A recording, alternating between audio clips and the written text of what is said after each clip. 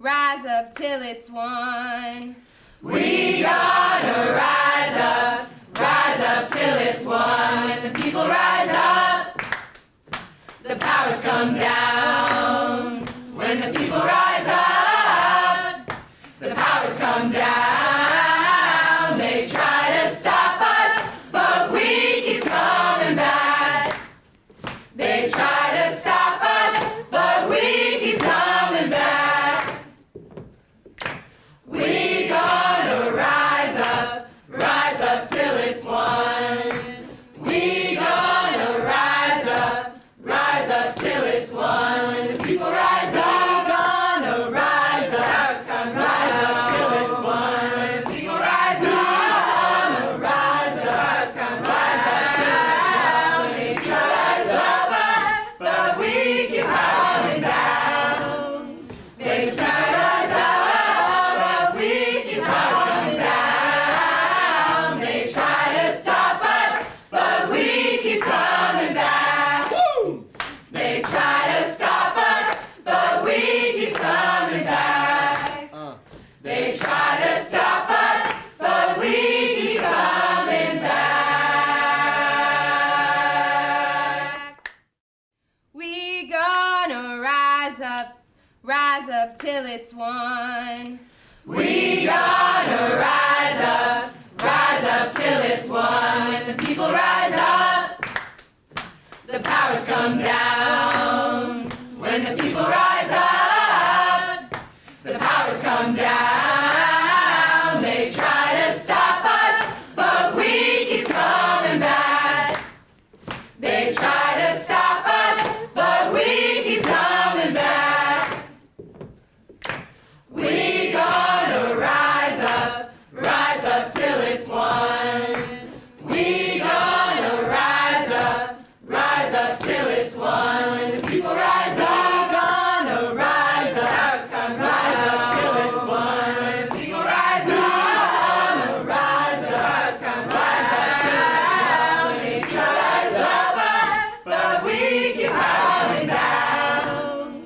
They try to rise up, but we keep coming down. They try to stop us, but we keep coming back. Woo! They try to stop us, but we keep coming back. They try to stop us, but we keep coming back. We gonna rise up till it's won. We gonna rise up till it's won. When the people rise up, the powers come down. When the people rise up, the powers come down. They try to stop us, but we keep coming back. They try to stop us, but we keep coming back. We gonna rise up till it's won.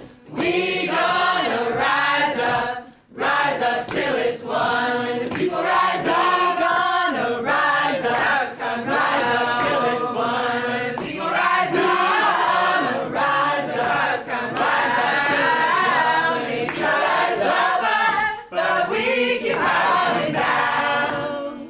They try to rise up, but we keep coming down. They try to stop us, but we keep coming back. Woo! They try to stop us, but we keep coming back. They try to stop us, but we keep coming back. We gonna rise up till it's won.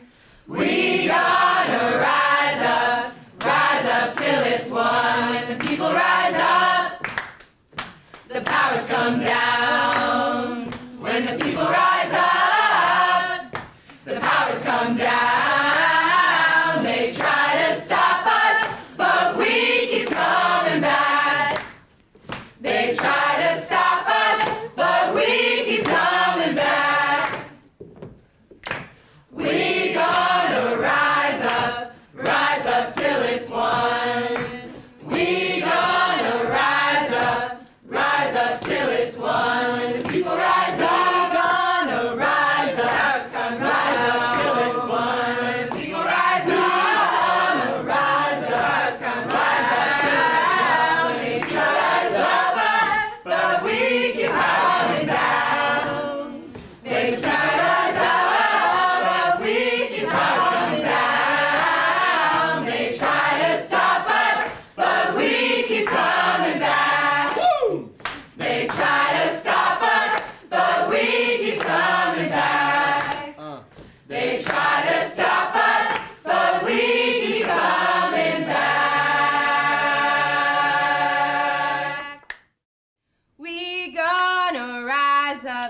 rise up till it's won. We gonna rise up till it's won. When the people rise up, the powers come down. When the people rise up, the powers come down. They try to stop us, but we keep coming back. They try to stop us, but we keep coming back.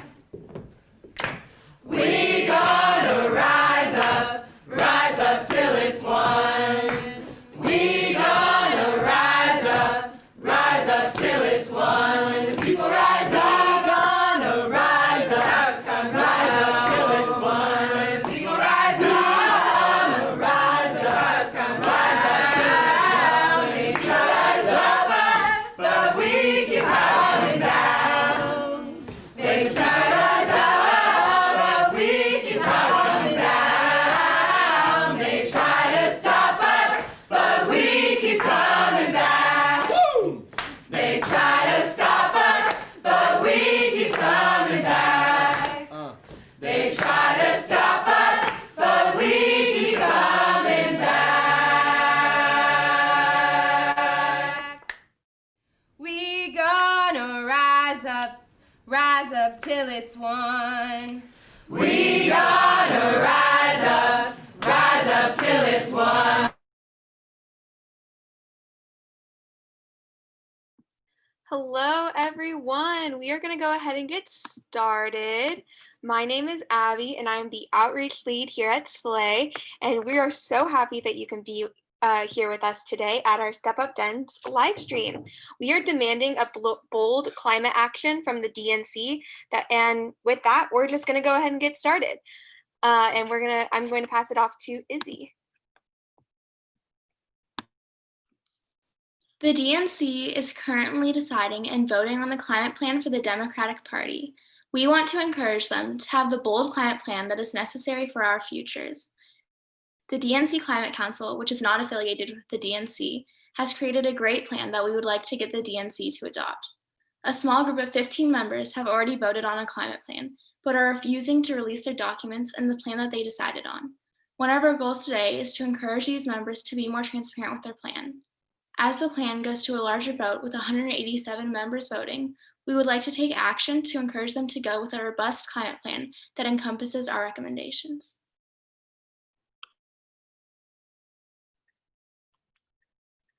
Thank you. I'm Simon. I'm a climate activist in Los Angeles. And right now, I'm going to give you a demo. But first, I just want to briefly talk about how ridiculous the policy platform drafting process is. Tuesday night, the DNC Platform Drafting Committee called a vote for the next morning, and they passed a draft of that platform. We don't know how many recommendations they've adopted, but the best we can do right now is keep pushing for the full plan. That's why we're also asking Tom Perez and the DNC to release the platform draft as soon as possible, ideally tomorrow. And so with that, I'm going to show you how to take action. So right here is our website, which is in the chat. It's link.sunriseyouth.la/stepupdems. And you're going to go here. My video is unavailable, but you're going to scroll down to take action. This is where you're going to do everything you need to. So you can follow along with me if you like. Every single one of our actions can be done in maybe 10 minutes. So if you have time to listen to this live stream, you have time to take action. And so the first thing you're going to do is open the link, scroll down to take action section. There are 5 ways. You don't have to do them in order. And the first thing to do is sign the petition. Here's the petition we have. And this is really important to show broad support. The second thing we're going to do is get elected officials to sign on to the same petition. This will show the DNC that it's not just crazy kids who believe in bold climate policies. This is a real universal effort. And so you can click here and it'll take you to a toolkit. It's taken a while to load, but it'll give you templates, everything you need. And the next thing that you can do is get tweet. We're going to do sort of a tweet storm. We have some auto-generated tweets for you to use. The first 2 are about encouraging the like I talked about before, Tom Perez in the DNC to release the 2020 platform draft. And the other two are about encouraging current members of the committee to keep fighting for climate. These two people have been great allies, and we want to show them that the people have their back. So feel free to edit these tweets however you want. And the fourth action is submitting public comment. We have a template for you right here. And then you can click this form, click this button, it'll take you to a form. If you'd like to add a personal touch, that'll make it even more effective. And the final action we have for you is sharing the petition. You can press this link. It doesn't work for me, but supposedly for other people, it'll generate an email. Or you can also just copy and paste this link and send it to whoever you want. And please do that. If you have time to listen to this, you have time to take action. And this is what this is all for. And with that, I'd like to introduce the amazing Jackie Lopez, who's going to be discussing the recommendations that the DNC Climate Council is pushing. She's the Florida Director for the Center of Biological Diversity Action Fund and one of the lead writers and researchers for the development of the DNC Climate Council's policy platforms. We're really lucky to have her. Jackie? Hey, everybody. Thanks for tuning in today. So I think I want to start by first, because it's kind of a complicated process, and explain where we're at and how we got here. So the DNC Council on the Environment and Climate Crisis was formed only in 2019. So before then, there had never been a council of the DNC dedicated just to addressing the environment and the climate crisis. And the purpose of that was to build on the environmental movement within the party and specifically to advocate for bold, ambitious climate and environmental policy. And so one of the longer term ongoing goals is to increase participation in the electoral process, especially with people in frontline communities and vulnerable communities. And that doesn't just mean getting out the vote, but also running for office and building support for that. But the more immediate goal for the council and what we're talking about today is these platform recommendations. And so the way that those came about was a few months ago, well, probably much earlier than that, Michelle Dietrich, who is the chair of the council, started this very broad, inclusive process of bringing in participation from all different geographic background, professional, just the diversity of the council and the people that were part of drafting it are really from every walk of life. And we got together to start this draft, and the draft itself is grounded really in the Green New Deal and addressing the urgency of the climate crisis. And so Michelle went about a listening tour and got a lot of really broad feedback and has been developing support for this. But then we sat down and we got really down to work. And the vision really for this document, which again is just a set of recommendations that we hope the DNC will adopt as the platform moving forward for the next few years. But the vision is recognizing that we're standing at a crossroads of complex threats that have enormous risks, but it's also an unparalleled opportunity for transformative structural change, and seizing that moment and acknowledging that that's where we find ourselves and we can no longer do business as usual. So in drafting these recommendations, we grounded them in 9 major principles. And I hope you'll agree that these are all really on point for where we need to be in this moment of time. So the first is to take urgent action on climate and the environment. The second is to commit to inclusive science-based climate policy frameworks. The third is to prioritize people over polluter profits. The fourth is to achieve 100% clean renewable energy, meaning zero emissions, ending new fossil fuel production. The fifth is to ensure environmental justice. The sixth, invest in good jobs, worker empowerment, and green infrastructure. The seventh is to ensure healthy people, places, and the planet. The eighth is to lead the world on climate science research. And finally, the ninth grounding major principle is to engage globally to commit to America's fair share of emissions cuts. And if you'll look at the document, and I really encourage you to do so, it's not a very long document. We were able to compress a lot of really important information into really just a dozen pages. But the big 3 areas are, first, to develop and implement a national climate action plan. The second is to build a green economy that empowers workers and creates a just transition. And the third is to create and sustain a just, healthy, and green communities, excuse me. So some of the highlights that I'd like to lift up here are to end the fossil fuel era immediately. And we do this with establishing targets, so really specific goals. For example, zero carbon new building infrastructure by 2025, 100% renewable energy by 2030 for power generation.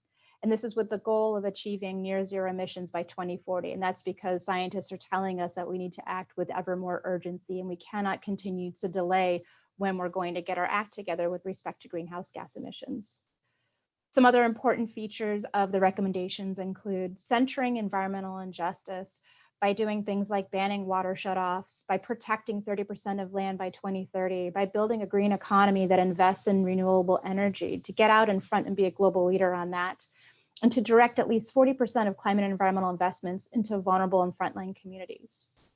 We can do that by creating a federal just transition task force, but also, and this is something that I would really like to lift up, is that the executive who we vote into office next has a lot of power to really take a strong leadership role and can do things immediately with aggressive executive action. So declare a climate emergency, which gives the president additional power to take action and direct funding where it's needed most, to set a budget of at least $10 to $16 trillion to address all of these really specific policies that the recommendations outline, and finally to rescind the Trump era rollbacks. So those are just a few of the highlights from the recommendations, and I think Dee will go into a little bit more about where we're at now with getting everything implemented. But the recommendations themselves speak to the urgency of the situation and what we need to do now to galvanize momentum. I turn it back over to you, Simon. All right, thanks so much. I think we're going to have Cassandra, you want to introduce? Yeah. Today we have a representative from the students of Compton. It's always nice to have liaison group representatives to come and talk about issues like climate change and progressive action. So with that, Nate, you can take it away. Hi everybody, I'm Nate. I'm from Students of Compton. As of right now, if you don't know who we are, well, our mission is to kind of defund police on our campus. The reason we want to do this is because of the systemic racism that exists in the criminal justice system. We have seen so much evidence of police brutality in our Black and Brown communities, and like racism is something that is institutional, and it most definitely can be found within the climate fight. I think it's important to draft a bolder climate plan for the reason that when everything starts kind of happening, we notice that in more polluted areas we have low-income communities, and the people who are found in low-income communities are Black and Brown people who essentially are the most impacted by the climate crisis. And that's why it's really important to me for this to this is why it's really important for me that we take action and have a bolder like climate solution, because essentially it mostly affects Black and Brown communities. That's kind of like all I wanted to talk about today, but thank you for hearing me. Thanks so much. Emma? All right, so we have our next speaker, Cassandra. Take it away. All right, so I'm proud to introduce Dee Garcia. She is the student leadership on the DNC Climate Council, the same that Jacqueline came from, but representing the youth in our activism throughout through the climate movement. Dee, you can take it away. Hi, everyone. Thanks so much for having me. I'm excited to be here. So as Jackie mentioned earlier, the DNC Environmental and Climate Council has developed a set of bold, comprehensive platform recommendations that kind of came about through a months-long inclusive process. that included a listening tour, meetings with environmental justice advocates, frontline community members, engineers, scientists, people from all different backgrounds, all involved in the community, all across America. And so these recommendations that come about are science-based, they're necessary, and center racial and environmental justice, a just transition, and the growth of healthy, green, and just economies. And in the past several weeks, we've garnered a lot of incredible support with over 150 organizations, including Sunrise, 350 Action, Greenpeace, Food and Water Watch, Our Revolution, and a lot of youth organizations like Young Democratic Groups, College Democrats, and our very own Sunrise LA Youth Hub having signed on to endorse them. And we've also collected over 17,000 signatures of individuals on petitions in support of these recommendations. So people have shown that this is something that they really want, and it's time for us to call on our political leadership to endorse them. And so our leadership has been advocating for the recommendations in conversations with the Biden and Sanders task force and the Biden campaign. Our chair even testified to the platform drafting committee on the importance of a bold, ambitious, science and justice-driven platform that's informed by the council's outreach to local and state environmental leaders, activists, and scientists. And so to get to the DNC to adopt our policy recommendations, we must express extreme public support, and we ask that you all pressure your elected officials to endorse the recommendations. And so that means lobbying, contacting your local and state leaders to sign on to the petitions, and also publicly come out and endorse the recommendations. So that means call them, email them, use those templates that are on the toolkits, tweet at them, and show up at their offices to your level of comfortability, right?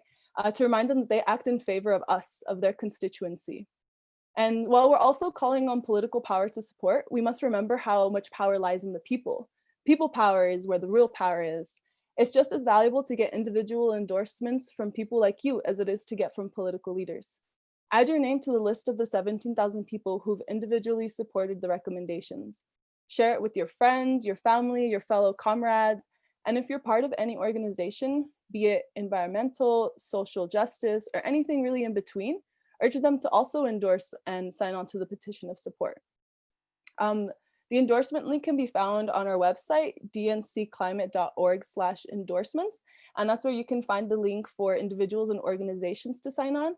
We've also just created a new tab in there called Elected Sign On, and that's where we can get elected and formerly elected officials to urge the Democratic Party to adopt the council's policies. All of these signatures are very important. Every single one is just as valuable as the other. And if you're also looking for more ways to get involved or to keep into these engaging conversations on the climate crisis, you can join us for an event coming up this Wednesday, July 22nd from 4 to 5 Pacific time for the climate conversation, Why Democrats Should Run on Climate.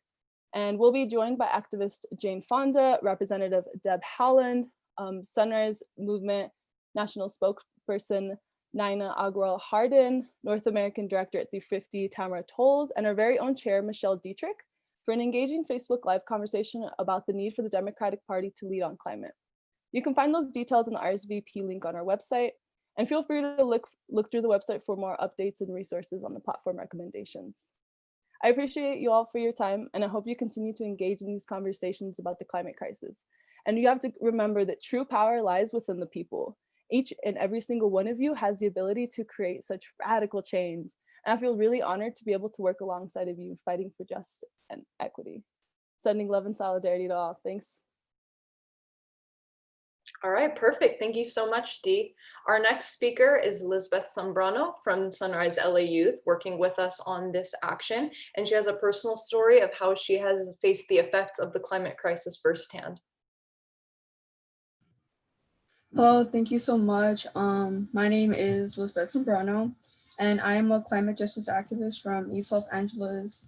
And I'm here today to urge everyone to take action on the climate crisis. And I'm doing this by sharing my story. So when I was growing up, I, like many other kids in my community, enjoyed the days where we could go outside and play with each other.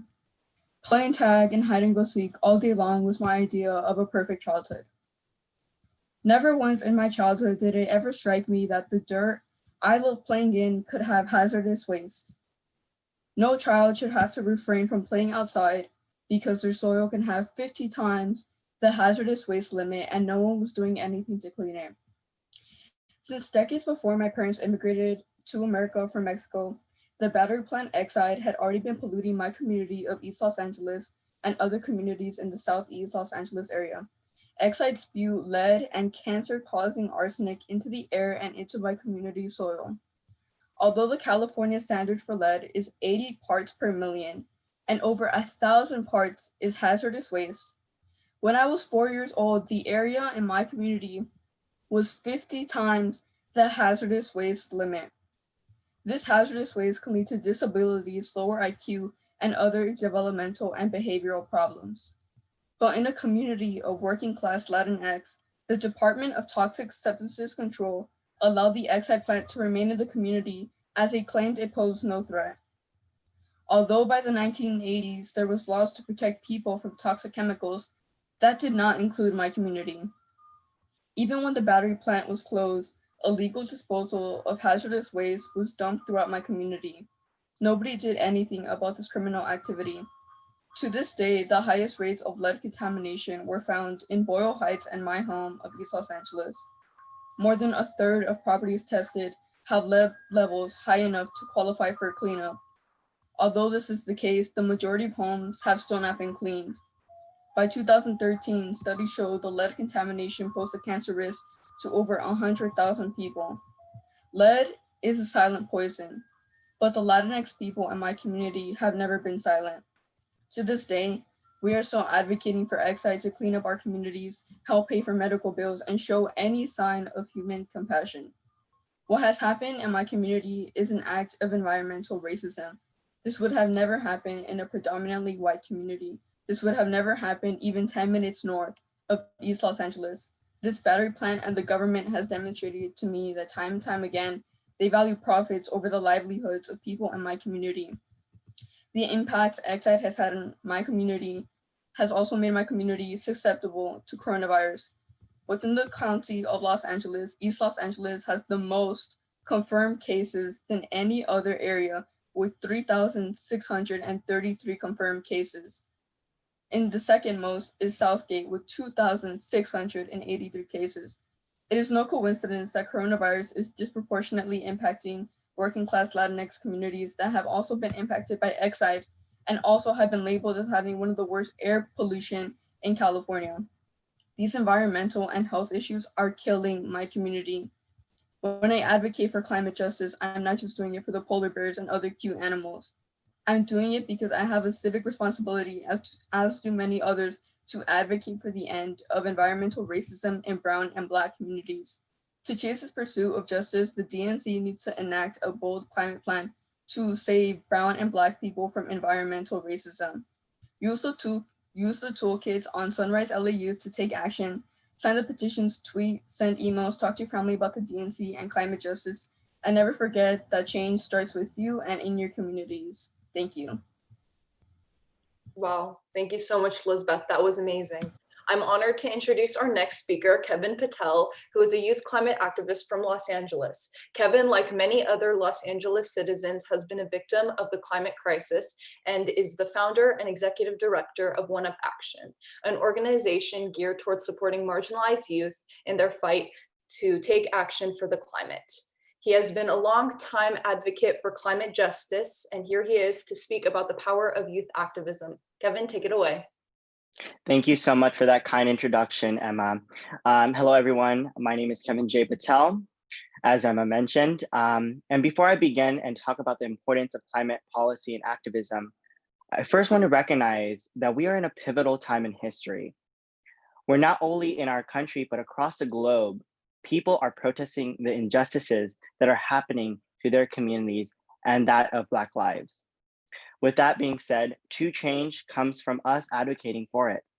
Today's young generation might be more engaged and enthusiastic about politics than ever before. And there's a simple explanation for this. It is because our future is at stake.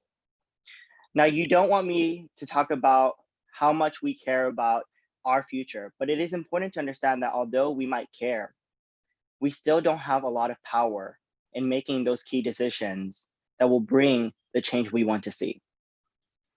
I really don't want to be that one speaker that talks about all the climate policies that are out there, but rather how to have your voice heard and empower you to use it and make true change happen. Now I'm going to talk about the power of activism by showing you how I used my voice, and hopefully that will empower all of you to take action as well. As an activist, I got involved because activism for me is a survival tool. And I'm sure that might be the case for all of you. Last year, I spoke at the very first climate strike in Los Angeles at City Hall. It was March 15th. And I remember that day clearly as it was my midterms.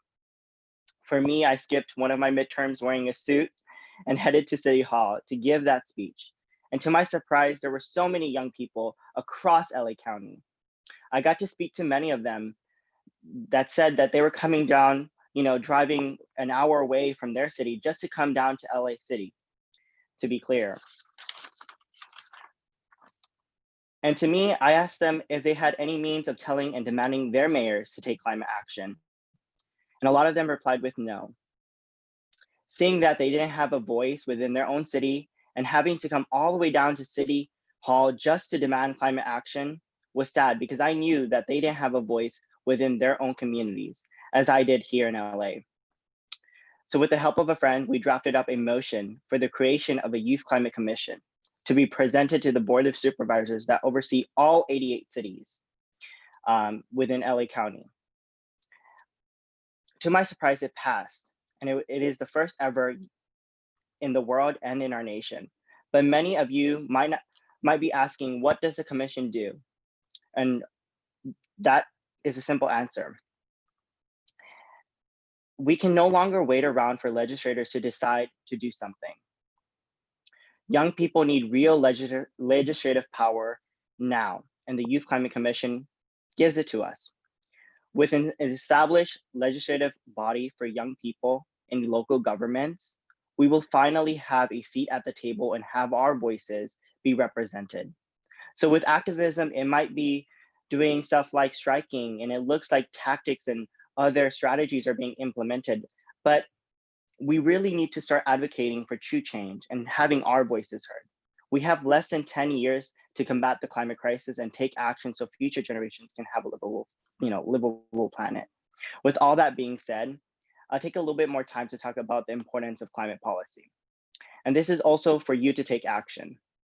Not only do we have to demand the DNC to step up on its climate plan, but there are already policies and bills that we must advocate for. So during this time, I would like to talk about one specific one called AB 345. We must make sure that in the state of California, everyone puts pressure on their elected officials to vote yes on AB 345, because it won't just save many lives, but it will be a step towards making sure our communities are safer. Why is AB 345 important? More than 250,000 people in Los Angeles right now live within 2,500 feet of an active oil and gas well. Of the 1.8 million people from around California living near oil drilling and are burdened with pollution. That being said, 92% of them are communities of color.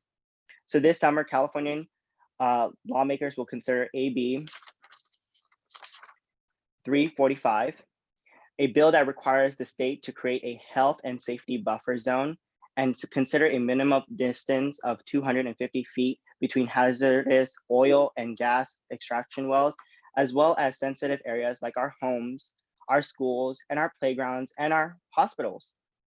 If our lawmakers are serious about taking action and keeping us all safe and addressing the systematic injustices that are happening in our communities and putting us on the right path to a more just and livable future, they must vote yes on AB 345. So I'm asking all of you, and I'm pleading to all of you, to tell your Californian lawmakers to vote yes on and keep the pressure on to our policy makers so that we can pass this important policy in this bill. If you don't know your California representative in our state, then please, after you're done with this live stream, go and do your research, look up the name of your California representative so you can pressure him or her to take action on this and vote yes on this bill. Before I end, I want to leave you with this, something that my mentor once said to me. When we change, the world changes. And the key to all change is our inner transformation. a change of our hearts and our minds. This is called human revolution. We have the power to change when we realize the truth. We can bring forth that power of change anywhere, anytime, and in any situation. So thank you so much for being here and listening to me and my story, and listening to all these amazing other panelists and speakers that have been here. But keep demanding the DNC to step up its climate plan, and keep advocating on behalf of policies, motions, and other legislation that is going to make a difference in our communities. Thank you so much for being here. Thank you so much. And now we're going to have Miriam talk about how to take action. Okay, so hopefully after hearing all of these amazing speakers that we've had today talk about both the science behind climate change and our bold plan that we want to push the DNC to pass, and also all of these personal stories about climate change and environmental racism, you feel inspired to take action. And just by going to the link on our screen, sunriseyouth.la/stepupdems, you can take action in 4 very easy and very quick ways. You can sign our petition, which all you need to do is go to the website and sign our petition. You can send emails to elected officials. We have plenty of templates that you can choose from, and you can also modify it if there's anything else you'd like to add or personalize. If you have Twitter, you can tweet. And finally, you can submit a public comment on the DNC's website. And finally, you can share these ways of taking action with as many people as you can. We can't really overstate how much of a huge impact this will have if we can have enough people power to get the DNC to adopt these proposals. Because what will happen is all local Democratic representatives will run on a climate policy that prioritizes climate justice, that acknowledges environmental racism, and that will be science-based and appropriately confront the urgency of the climate crisis. So just by going to our website and taking these actions, you can be part of the people power that will get this plan adopted, because every single person watching this live stream has the power to get this done.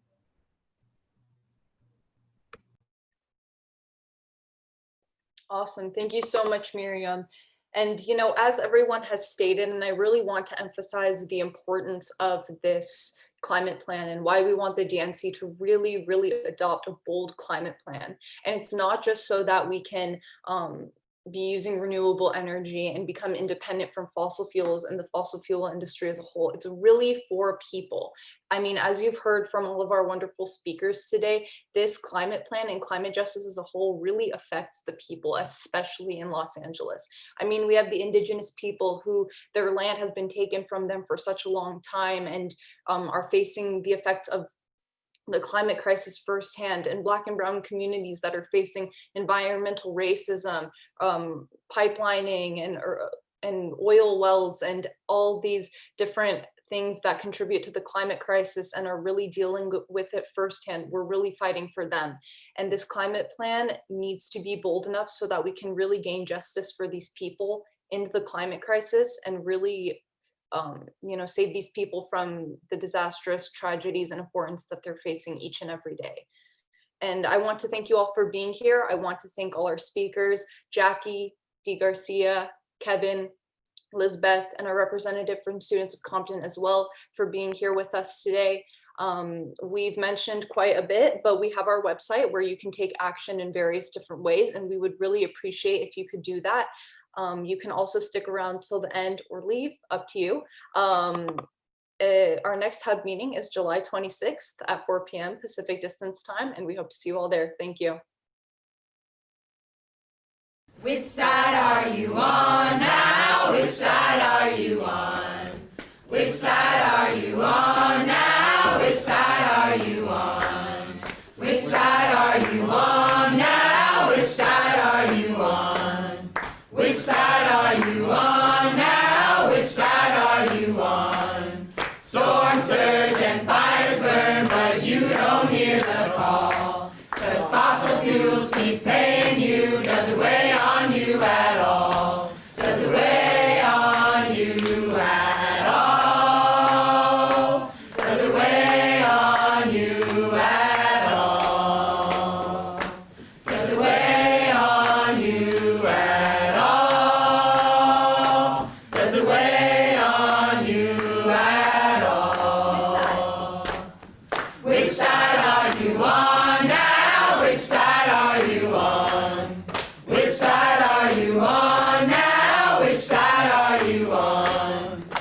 side.